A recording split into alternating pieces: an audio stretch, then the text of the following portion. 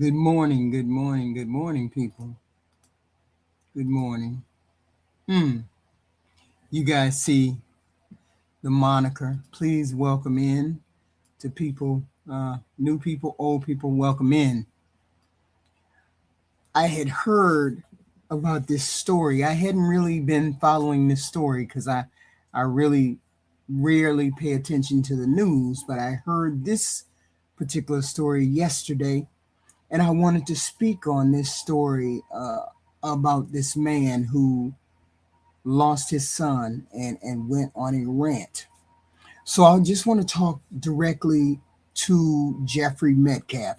I want to talk directly to this father. And this is not about politics, and this is not about court cases, and it's not about left versus right. I want to talk to Jeffrey Metcalf as one human being to another, one parent to another, one person to another. Because after listening to what came out of his mouth, out of your mouth, Jeffrey Metcalf, I don't think you understand what you have done. You think you've exposed Black people. You think you've told some hard truth that everybody else is too scared to say. You have not. All you've done is expose yourself. You pulled the mask off and showed the world exactly who you are.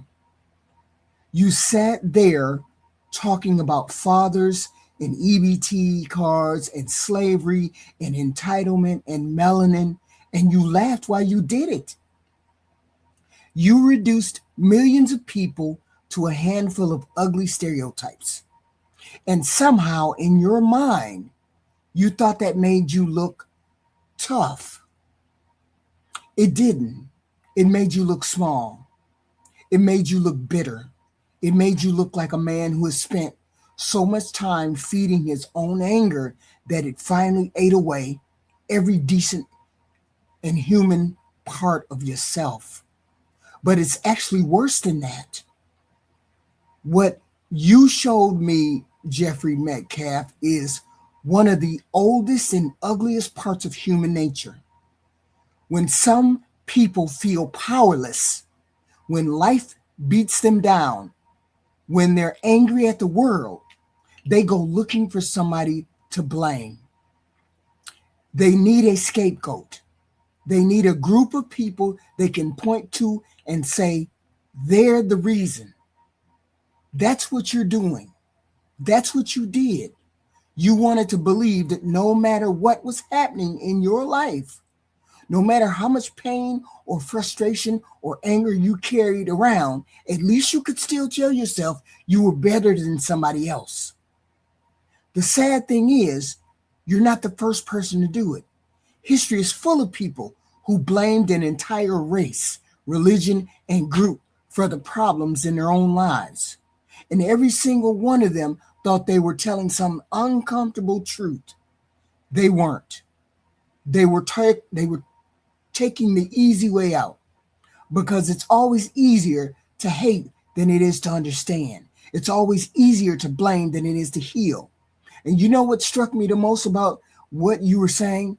It wasn't even the racism. I've heard racism before. I'm 60 years old. I have heard people do racist and ranting things. What struck me the most was when you said that you were finally going to say what you really think. You admitted it. You admitted that these are the thoughts you've been carrying around all along. This wasn't a slip of the tongue. This wasn't grief talking. Because at first I thought it was just your grief. This wasn't you having a bad day. This was you, the real you. The mask came off, and what the world saw wasn't courage. It wasn't honesty. It was the ugliness inside your soul. And that part that should haunt you isn't what people online think about you. It isn't the criticism. It's not the comments. The part that should haunt you is that one day when all the cameras are off and all the interviews are over and you're sitting by yourself with nothing but your own thoughts, your son will still be dead. And your life will be changed forever because of the things that you said and experienced. You're going to remember that you stood in front of the whole world and told everybody exactly who you were, exactly who you are. And nobody made you do that. Nobody made you do that. Nobody forced those words out of your mouth, Jeff Metcalf. Nobody forced them out of you. They came from within you. They came from your being, from your soul. And think about the permanence of what you just did. Long after you're gone, your name is going to exist in digital archives. Your grandchildren or your great-grandchildren are one day going to look up your name. They're going to search for who their ancestor was, expecting to find a legacy of strength and resilience in the face of pain. And instead, they're going to find this. They're going to see a grown man undone, unraveled by his own bitterness, throwing a public tantrum against millions of strangers. You didn't just stain your own name, stain your name. You left a legacy of secondhand embarrassment for the generations of your family to carry. And I need you to understand something, Jeffrey Metcalf. You didn't embarrass black people. You didn't embarrass the people you were trying to insult. They're going to wake up tomorrow and still be exactly who we were before you opened your mouth.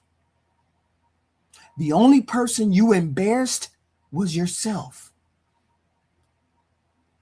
You embarrassed your family, your son. You embarrassed the people who raised you. You embarrassed every friend who has ever looked somebody in the eye and said, no, Jeffrey Metcalf is a good man. He's a good man. You just embarrassed all those people. You just made all of those people liars about you. And honestly, you embarrassed the human race. Because for all the things we've accomplished as a people, for all the progress we have made as human beings, for all the lessons of history that has tried to beat into our heads, you stood there and reminded us that there are still people who think the answer to pain is hate. You took your own suffering and instead of finding compassion, you turned it into a weapon and pointed it at an entire community. That is not strength.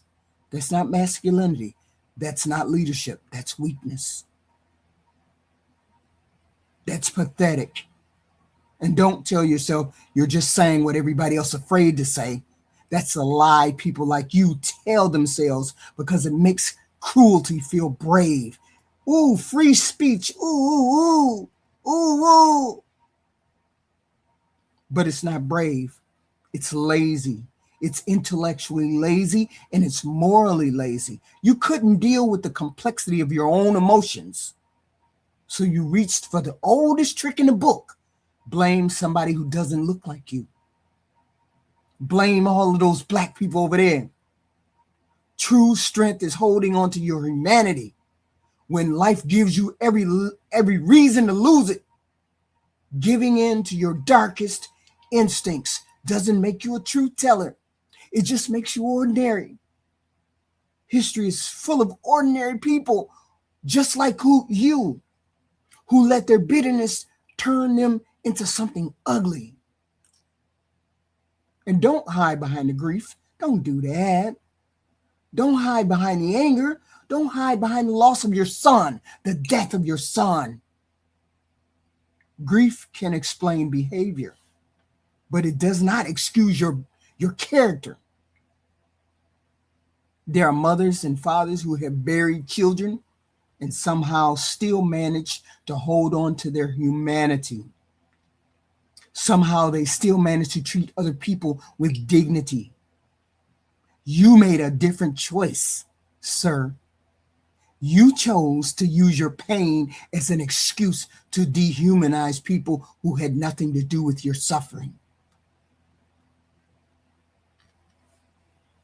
That's the most tragic part of this. You had a platform born out of immense personal loss and pain. You could have used that voice to build something, to demand real justice, or to honor the memory of what you lost, your son, with dignity and pride. Instead, you drag that memory into the mud with you. You turned a sacred, solemn grief into a cheap, hateful clown show internet circus. You used your own tragedy as a shield to say things that are beneath any decent human being, And in doing so, you didn't honor anybody, no one. You just cheapened your loss.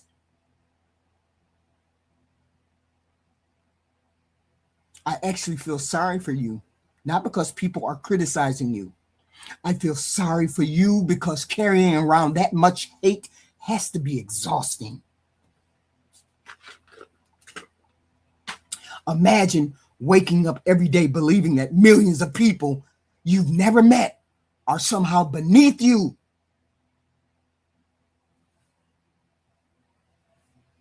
Imagine being so consumed by your anger and your hatred that you can no longer tell the difference between honesty and cruelty.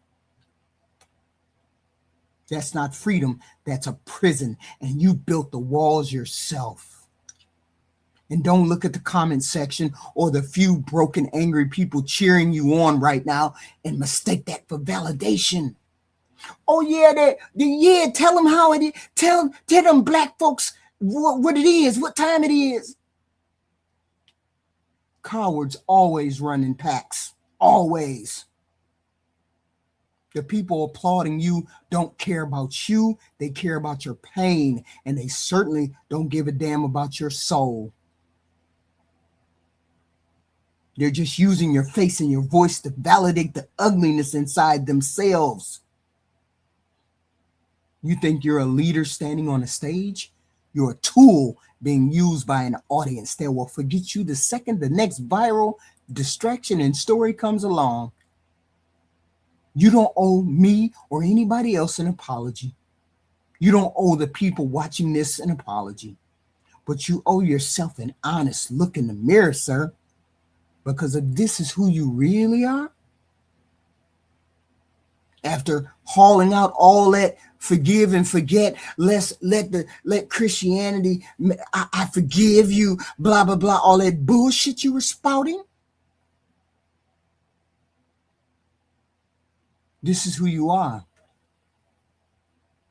What you did the other night is who you are. If this is what you truly think about your fellow human beings, then the biggest victim of that speech wasn't the black community. It was your own soul. That's what it was. And let me leave you with this. You looked into that camera believing you were exposing somebody else's flaws, but all you really did was expose your own. You didn't diminish black people. They don't give a damn what you think. You didn't rewrite history. You didn't prove a point. You stood there, and in a matter of minutes, you showed the world that after all of humanity's progress, after everything we've supposedly learned, There are still people who will trade their decency for hate. So you keep running from the truth. Keep hiding behind your anger. But remember this one thing. The people you attacked aren't thinking about you. They're living their lives. And you still have a dead son. And now you've lost your dignity.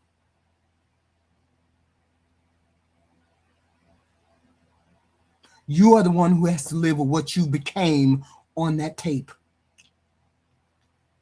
You stood there, traded your entire life's character for a few minutes of cheap, bitter relevance, and left yourself with nothing but an empty, hateful echo chamber. And that is a shame. And you are a shame that you have to carry completely by yourself. Because deep down, if you're honest with yourself, you already know that you should be ashamed of what you did.